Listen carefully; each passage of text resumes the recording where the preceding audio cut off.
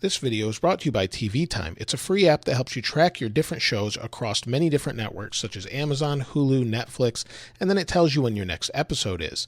After you've watched an episode, you can react with video reactions, create different memes, and share them across your favorite social media networks.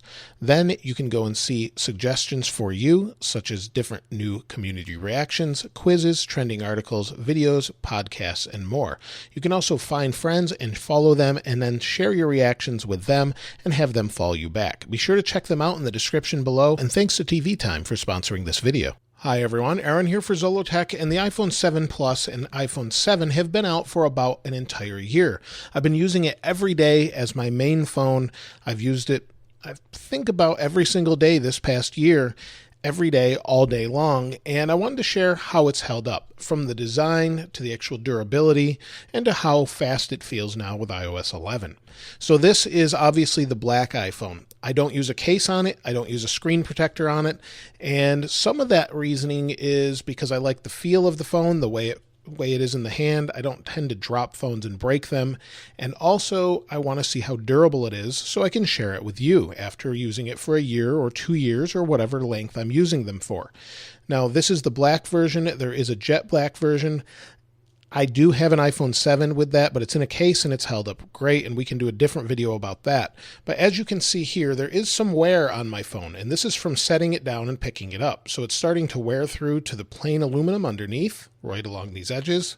It's also worn along this edge here up by the camera, and it has not affected the lens at all. This is a sapphire lens. There's no scratches on it whatsoever, and the camera works great as far as that goes. There's no scratches on the Apple logo. That's holding up well, and that's stainless steel, and that part's great. Now on the front, it is glass, so I do have some scratches on it, mostly up here at the top, if you can see those. And along the phone itself, in bright sunlight, you can actually see scratches. They're very small and minimal. And hopefully with the iPhone 8 and 8 Plus and also iPhone 10, there's more durable glass, so maybe it will hold up better over time. Now, the one problem I've had with this particular phone is with this speaker going bad. It's crackly, it's blown, and Apple's already diagnosed it. They need to replace the front display, which they'll do free of charge under Apple Care and under the 1-year Apple Care. So not the additional Apple Care. This just comes with the phone when you get it. So not really an issue there. I've had no issues with the speakers or anything else. It just, this one seems to be blown for whatever reason. Now, the design of the phone is obviously very familiar. It started with the iPhone 6 Plus here. It's very familiar without the headphone jack, basically, and this one was known for bending. This one is a stronger aluminum and has had no issues as far as that I know of, other than people maybe running over them with a car or something actually causing it to bend. So it's much more durable. It's not that it doesn't bend entirely, since it is made of aluminum and can bend, but it's much more durable than the previous generations, especially the iPhone 6 and 6 Plus. Now, aside from those particular problems I mentioned, the battery has been really good on this.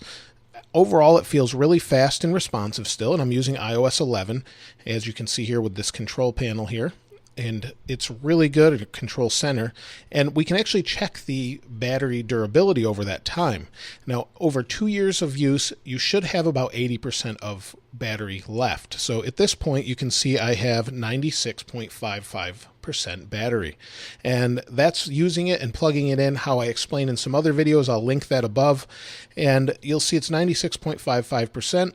In 1 more year, if I was to use this as my main phone every day, all year, I would expect that to drop to something around 80 to 86% over that time. That's normal usage and normal wear, and this one's holding up better than expected. Like I mentioned before, iOS 11 feels really fast on this. There are some exceptions with things like 3D Touch. 3D Touch has a little bit of stutter on the Plus for some reason, and maybe that will be fixed in further updates, but at this time, it's plenty fast. Most things are quick. Multitasking is quick.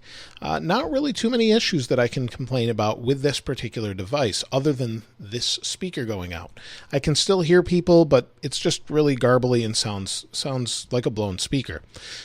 Other than that, though, it's been a great phone, and there's not a whole lot more to go into. I do have issues sometimes with reception over time, and I actually have to flip off turn on airport mode and then turn it back off, or airplane mode, and then we have no problem. My signal gets a little strange with that, and I know of other people having that issue, and that may be specific to iOS 11, but at this point, everything for the most part works really, really well. I use it every day, all day, and rarely do I have many issues with it.